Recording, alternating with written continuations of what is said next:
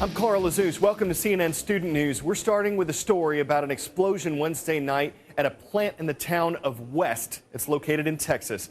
The impact from this explosion was felt up to 50 miles away, and in the town itself, devastation.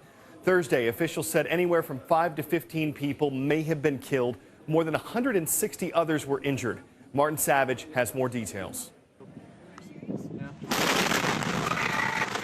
Oh, you okay? Stunning video. The West fertilizer plant in the small town of West Texas, about 20 miles from Waco, exploding. The blast and the massive fire that followed, leaving dozens of homes and buildings heavily damaged or destroyed. The town's mayor telling CNN what it felt like. I just never have seen an explosion like that. It was a ball of fire and it went up. It looked like a nuclear bomb went off. Big old mushroom cloud. The blast was so strong, it registered as a magnitude 2.1 earthquake. Half of the town's 2,600 residents were forced to evacuate. Officials concerned about potentially deadly gas fumes and a second fertilizer tank that could also explode. People living near the plant feared for their lives. When it exploded, we all just hit the ground, and I was trying to cover up my daughter because there was a lot of debris flying. And then after that, it was just basically search and rescue. The smoldering fire and fumes prevented rescue workers from getting near the plant. Officials say the blast area resembles a war zone. Authorities say they're not ruling out the idea of criminal activity, but they didn't have any evidence yesterday that indicated anything criminal. There were some concerns about a substance, though, called anhydrous ammonia. It's a gas that's used to make fertilizer. The fumes from it can cause irritation, even suffocation. When it's mixed with water, like water in the human body, it can cause severe burns, so officials were worried about people being exposed to it. The explosion Wednesday night sent out a shockwave. People who were blocks away were knocked to the ground. Houses were destroyed or severely damaged.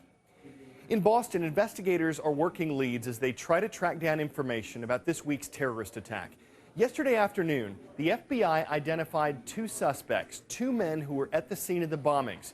You can see them here in white and black baseball caps.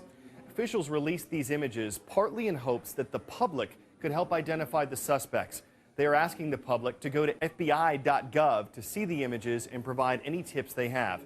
As the investigation moves forward, many people in Boston paused Thursday for reflection. An interfaith service at the Cathedral of the Holy Cross honored the victims of Monday's attack.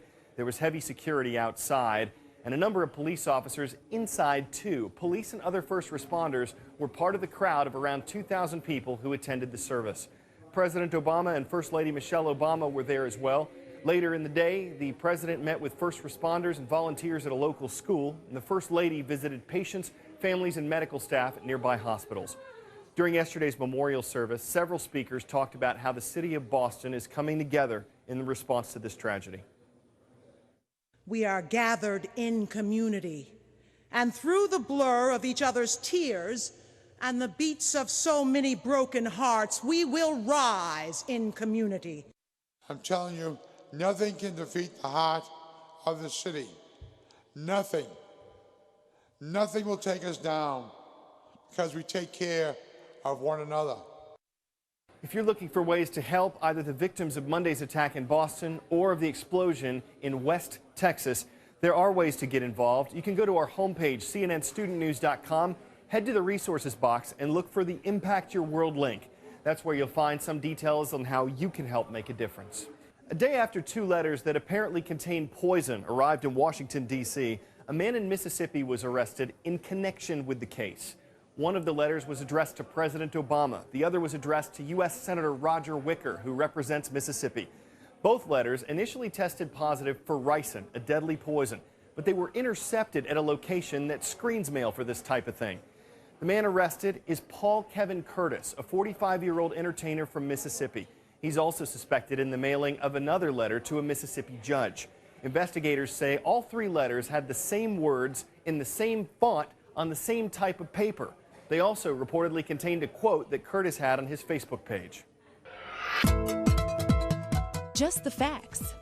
In 1993, there was a standoff between the U.S. government and members of an armed religious cult called the Branch Davidians.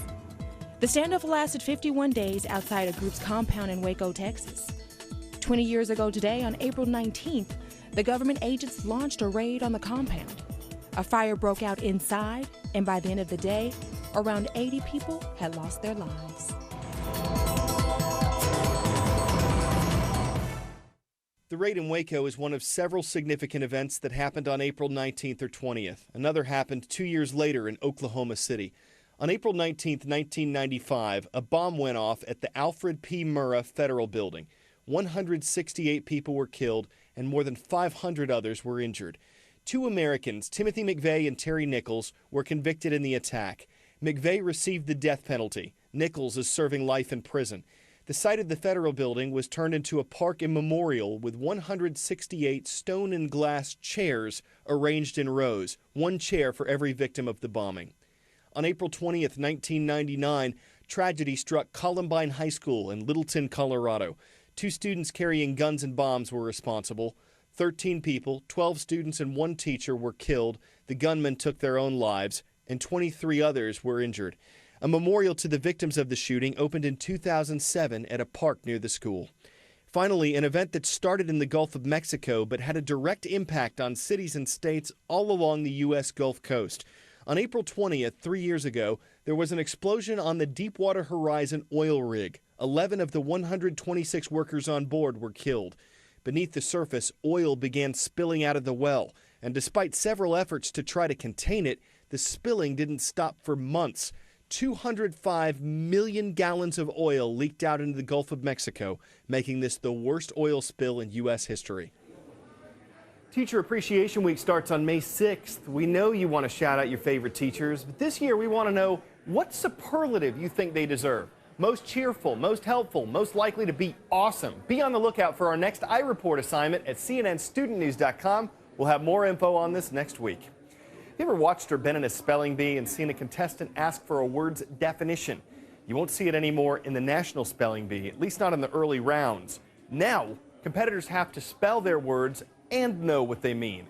This change in the rules and when it was announced could spell controversy.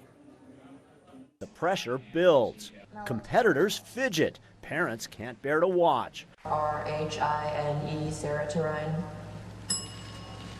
This year, the spelling bee will be even tougher. Contestants in the preliminary rounds of the national finals also will be required to know the meanings of words. The reason for the change is all about extending the bee's commitment to its purpose, which long has been not only to help students improve their spelling, but also to increase their vocabulary, learn concepts, and develop correct English usage. Don't tell that to 11-year-old spelling bee competitor Sanat Mishra. It doesn't make sense. I don't get the rule. Sanat has won local and regional spelling bees. One prize was this iPad, and last year he made it to the finals of the South Asian Spelling Bee. He's now studying and hopes he'll reach the national finals, where South Asian Americans have won 10 of the past 14 competitions. I check the pages, look for words. Then later my mom asks me the words, like Iapidjian right here. Right.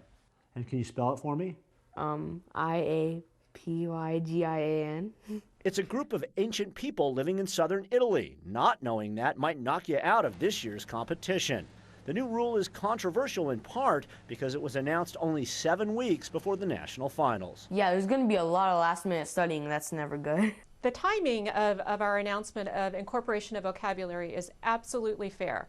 April is the first opportunity to engage all of the participants who have qualified for the national finals. Scripps and ESPN both reject speculation the rules change is TV ratings driven, perhaps an effort to limit the number of competitors in the finals. The vocabulary test won't be televised. Sanat's parents have no problem with the new rule. If they make the rules harder, it will be for everybody. The number one person, he is going to be number one no matter how many rules you change. Casey Wyand, CNN, Chino Hills, California.